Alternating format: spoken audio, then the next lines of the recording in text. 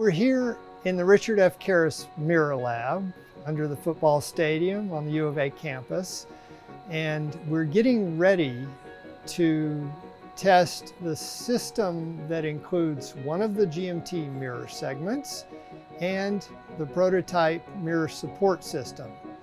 The mirror segment was made here at the Mirror Lab a few years ago, and it's one of the most accurate mirrors ever made with an accuracy of about 1/1,000,000th of an inch.